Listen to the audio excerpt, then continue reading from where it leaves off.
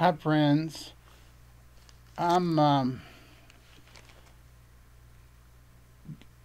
going to give you a fantastic topic that will change your life. It's not scripted, so bear with me when I make my mistakes. I don't edit, I just share. The topic is how to escape the rat race. Wanted to do it at age 35 to 40.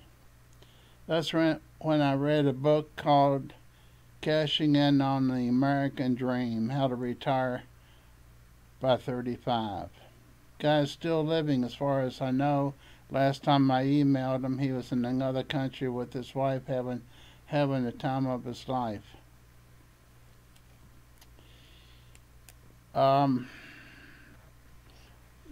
That should have stimulated me to retire then, rather than I was in my 30s. Hate to say it, but why did I wait till I was double the age to retire? I tell you why. I was working in mental health, helping people out of depression and getting them off of alcohol and drugs, preventing suicide and things like that. Purpose driven. Didn't know when to let it go, so I didn't let it go. In fact, after I left that organization, I built my own counseling center called James Wortham Counseling Services. And of course, if you Google it, you'll see it. Even though I closed it, it's still on the internet. And I do still get phone calls, and I still do give advice.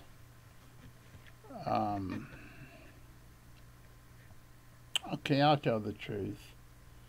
If a person's homebound and I'm on their insurance plan, I'll go and work with them to pull them out of depression, because these people that I see now are homebound, can't walk, can't drive, and are whittled. So I still haven't totally retired. I haven't gotten totally out of the rat race. But I am out of the rat race in that I only do this one time a week. Let's move on with this. I read other books on getting out of the rat race. There were quite a few at that time. And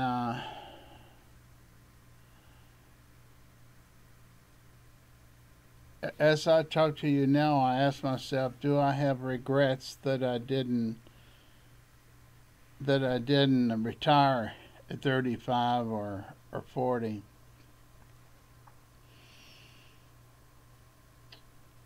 I have to shake my head no. I've had people tell me that, not many, but few tell me that they'd be dead from overdoses of drugs or alcohol if I had not seen them, including a very close friend of mine. In his case, it took going to prison and coming out and getting back together again.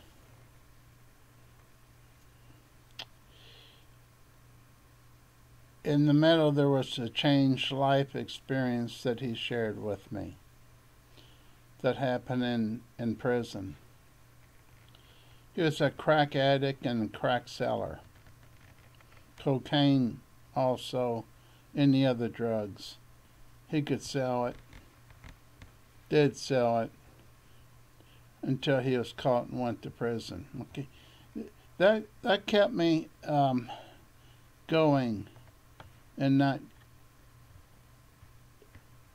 not quitting. In fact, I started my own counseling center and spent so much money on it that when my funding was cut off, I had funding from the state and I had insurance too, but when my funding was cut off from the state, I was operating from my car instead of from my office. How would you like to see a counselor and meet with him at his car? Okay, that's how far I fell. But if they called, I couldn't say no. So I'd say, you want to meet? You want to meet down at a certain place, and I'll buy your lunch. Or this one beautiful woman smoked. I said, well, I tell you what, I haven't had a cigar for a long time. You want to meet me down there at the cigar shop in Madison, Indiana? And she said, sure. Well, she likes cigars as well as I did. We got a Nicaraguan cigar for about $5 and shared smoking it while we did counseling. So it wasn't all bad, was it? Okay, now moving right along, I went. At one time, I had three counseling centers. I didn't know when to stop. I read a book by the name of Rich Dad, Poor Dad, and he says, just be the owner of the businesses and let other people work at the businesses and get their money. Let them get paid and you get paid, and you don't do any work for those other businesses. That didn't work. Everybody quit. In 3 businesses I started. Well, I owned one I worked at full time. Had to go to the other ones because the people I hired quit. I don't know if you want to call this a rat race or not. I had physical problems. I had some, you want to call them emotional problems. I'd go to doctors and they thought I was drug seeking because I said I need something to lower my anxiety. I'm seeing people at 3 different counseling centers, and I'm the main person that's seeing them. The other 100% of the other people quit. No, one person stayed. He only worked on Saturdays.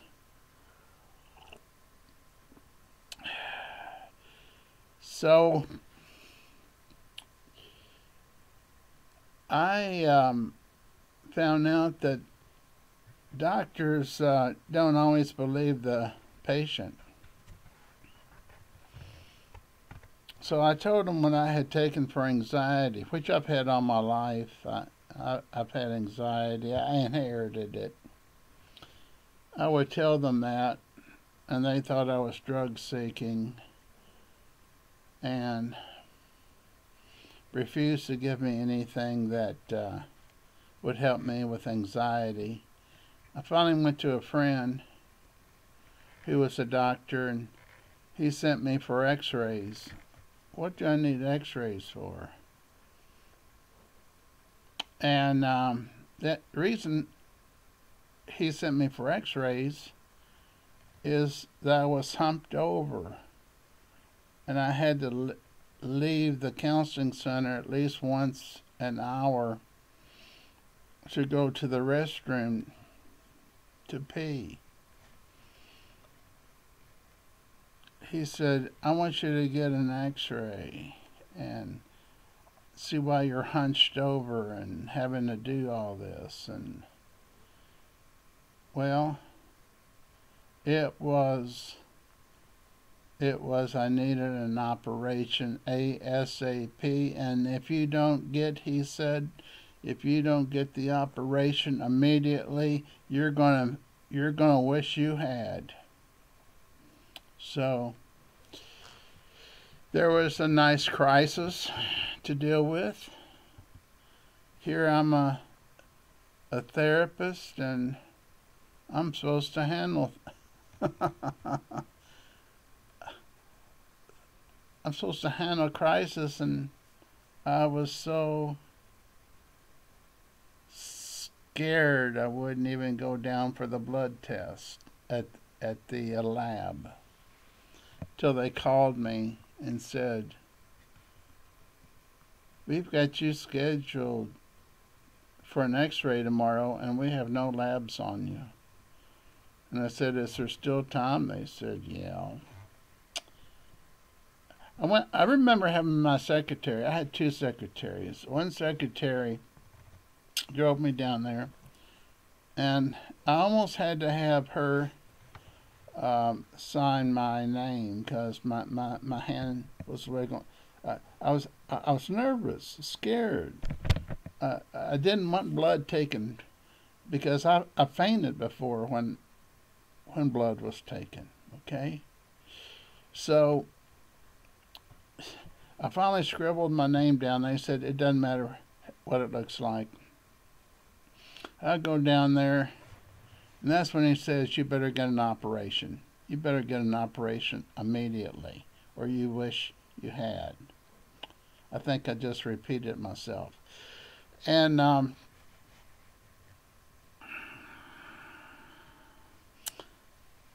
I didn't take much time off, maybe a couple of weeks. That was not enough. Let me tell you right now, that was not enough time. Because I had stitches all over me. Could barely walk down the hall. But time passed, and I don't notice it now. Surprisingly. I'm telling you what happened when I could have retired from the rat race, but I didn't. I did this to myself by not getting out of the rat race. And anything can cause you to stay in the rat race. They call them golden handcuffs. Do you know what golden handcuffs are? That's when you got enough benefits that you can't quit. You're talking about what I had. I had stock benefits from the company. I had 401k with, I think I could save up to 20 or 25%, and it wasn't taxed. Number 3, health insurance 100%, dental insurance 100%, 4 weeks of vacation. This is a term for golden handcuffs.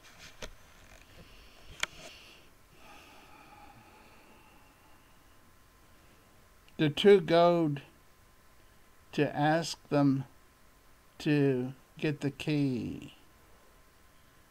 and let you out of them.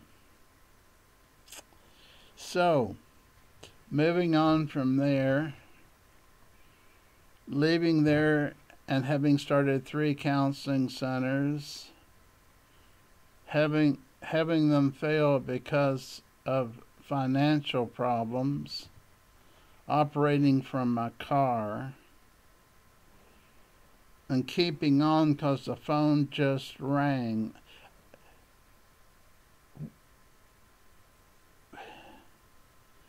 When you're the only person in town that can treat people with alcohol and drug for alcohol and drug treatment, and you're nice to them, and they like your style, your phone's going to ring. Then, a year later, 5 years later, 10 years later, 15 years later, and on, as long as you keep that same phone number. And then they'll look you up on YouTube and find out what your new phone number is. Why? Because they think you can save their lives. Their life. And how could I say no? So I did operate out of my car. I did meet people at a cigar shop. I did smoke a Nicaraguan cigar with them. I would meet with them at a coffee shop. I would meet with them at Frisch's. I would meet with them anywhere they like. I'd pick up the tab. I saw them whether they had insurance or not. Now, I didn't plan to tell my life history on this. I still do see people that are homebound. Not many. 1 day a week. I probably already said that, but since this is a redo video, so I wasn't sure what I had already deleted from the other. But I still see people that are 80s. I saw someone yesterday that was 94 or 95, homebound. And sometimes I take them food. Well, I always take them food. I pick up prescriptions if they can't have them delivered. It's not about money anymore. And it's not about the rat race anymore. Do you know why I say it's not about the rat race?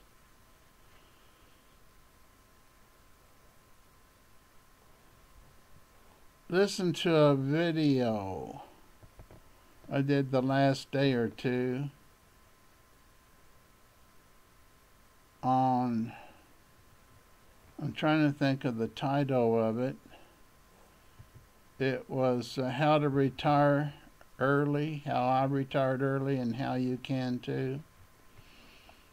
It'll tell you how I made the money, how I invested it, and how I retired. Well, you can tell I'm not what you would call a professional disc jockey.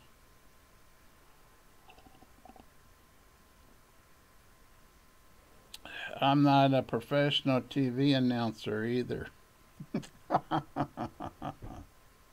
I'm a guy that likes to have fun, and I want you to have fun listening to me. That's why I invite you to come back and listen to me again. This is why I do this when I only have a handful of watches, people watching, or I think I'm up to about 38 now subscribers in 5 years. 10 years. 10 years? 10 years? 138 subscribers. You want to be the next one? There's a button to push.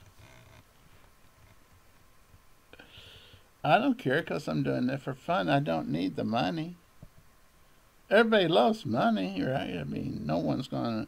If you give someone $100 bill, they're gonna take it if they don't think it's a joke.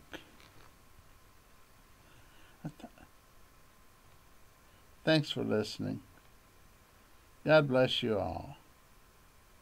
Come back and see me next time. Push the subscribe button if you want to. Push the like button if you like it. If you don't like it, forget pushing the don't like button.